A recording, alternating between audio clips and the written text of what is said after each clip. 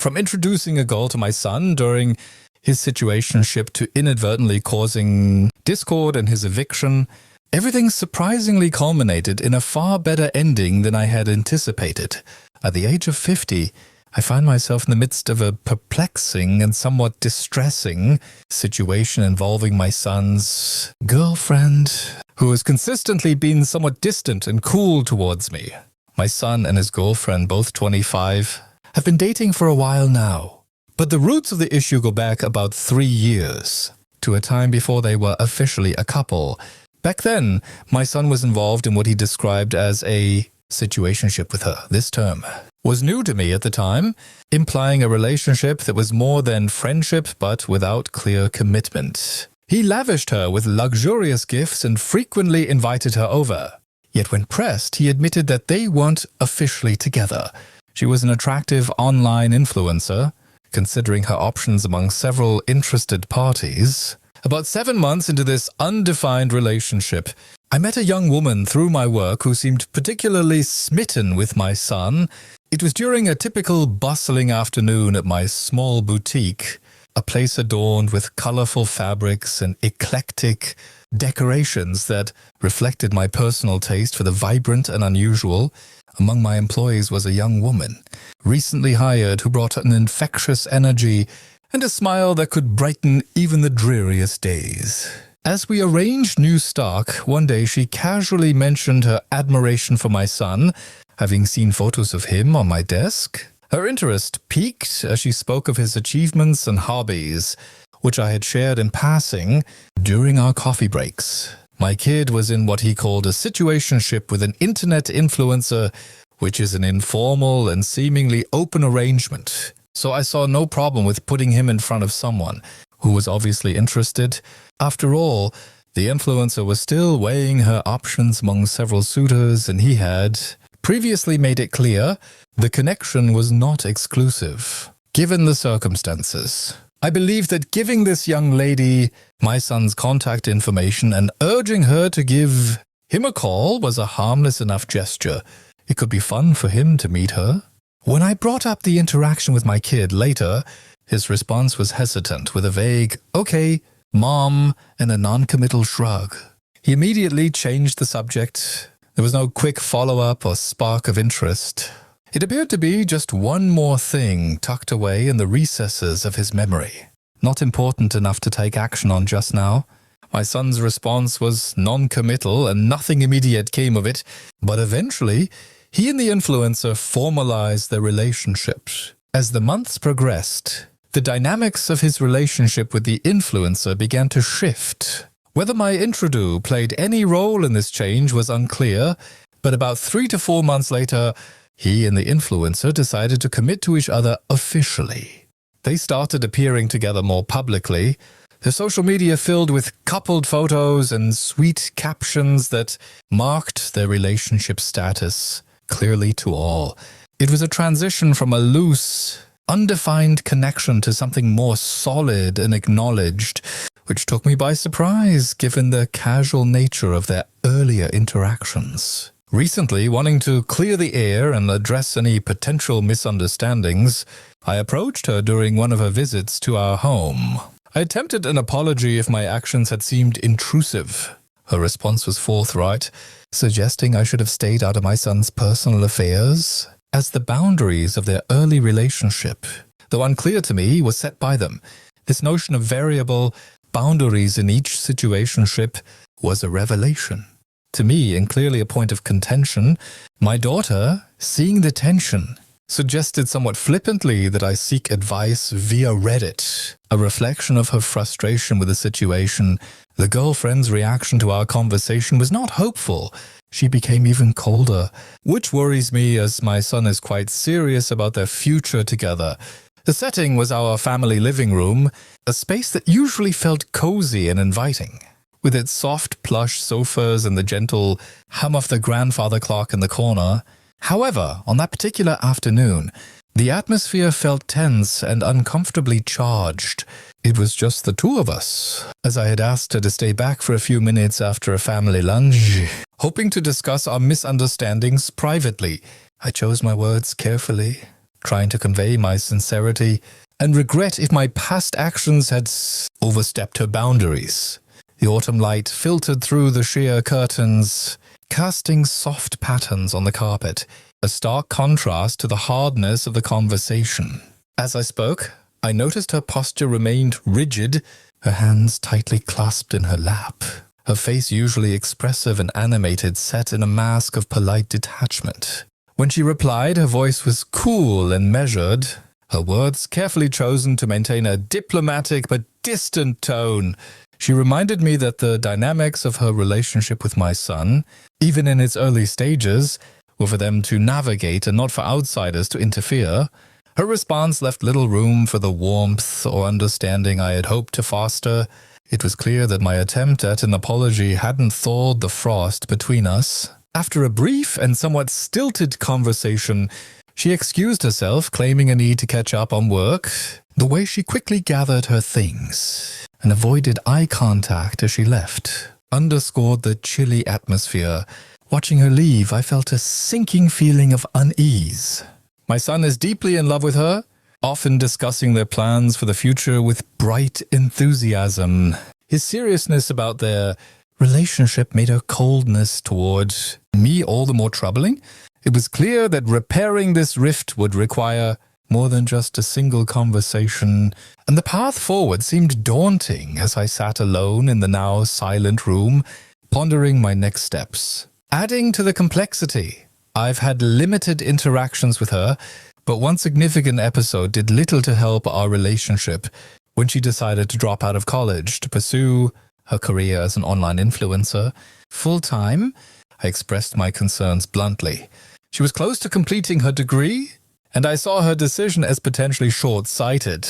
I voiced these thoughts more forcefully than I perhaps should have, given that I was not contributing financially to her education. Now, reflecting on these events, I find myself questioning how best to mend this fractured relationship. My approach so far has evidently not been effective. And with my son's deepening commitment to her, the need to reconcile for the sake of family harmony feels urgent. I am contemplating ways to possibly bridge this gap, seeking to understand her perspective more fully and to communicate my intentions without overstepping boundaries. It's a delicate balance to strike, one that I hope, with time and effort, can be achieved. Are there any ways I can salvage the relationship? She didn't seem to appreciate our conversation and is getting even colder. My son, however, seems really determined to marry her. Update. I wasn't planning to share more at this point, preferring instead to keep things simple and civil. However, events took a turn, forcing the issue out into the open. My daughter felt compelled to share our family troubles with my husband, perhaps hoping for a resolution that seemed beyond my reach. My husband, typically a steady presence, though often absent due to his work, which requires him to travel, is deeply invested in the well-being of our family. His career has enabled us to live more comfortably than many in our community, but it comes with the cost of his frequent absence. This time, he returned unexpectedly early and walked into the midst of unresolved tension. Unhappy with what he perceived as ongoing issues with our son, he made the drastic decision to ask him to leave our home, a course of action I hadn't anticipated and wasn't prepared for. I wasn't there when he arrived. I only came back to find that my son had already packed some essentials and left. The reality of seeing his space empty brought an ache, a deep, unsettling feeling that things were spiraling out of my control. Meanwhile, my son's messages filled my phone, his words echoing his hurt and disbelief at being cast out, describing our actions as heartless. With my husband leaving town again the following day, the responsibility to manage the fallout and maintain our home fell heavily on my shoulders. He assured me that he would handle things concerning our son from afar, a statement that left me both relieved and distressed. How could we bridge such a significant rift with distance between us? My daughter, aligning with her father, showed little sympathy for her brother. Her reactions have been fierce, further straining the delicate threads holding us together. Whenever my son has attempted to return home to talk, Their interactions have escalated quickly into shouting matches, leaving no room for the calm discussion we so desperately need. In the family home, where warmth and laughter once permeated the air, a heavy tension had settled, thick and unyielding. My daughter had taken a firm stance alongside her father, reflecting his decision with unwavering support that bordered on harshness toward her brother. Her loyalty, while admirable in some contexts, added layers of complexity to our current familial strife. Now, every attempt at communication seemed to devolve into conflict. On one such occasion, my son, hopeful for reconciliation, knocked softly at the front door, his eyes searching for any sign of welcome.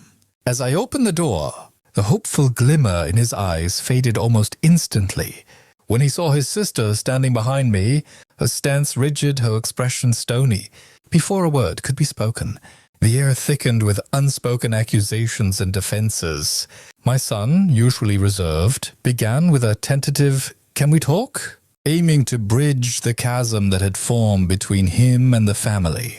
However, his sister, interpreting his return as defiance, responded sharply, "Why are you here?" "You know Dad's decision." The conversation quickly escalated as voices rose. My daughter, mirroring her father's earlier decisiveness, accused her brother of being thoughtless and irresponsible. My son, frustrated and hurt, raised his voice in defense, pleading for understanding rather than judgment. The exchange grew louder, words flying like arrows, each one hitting far from the heart of the matter. His need for family support and our need to address issues as a family. As their mother standing between them, I felt each word acutely, witnessing the fabric of our family stretching thin, threatening to snap.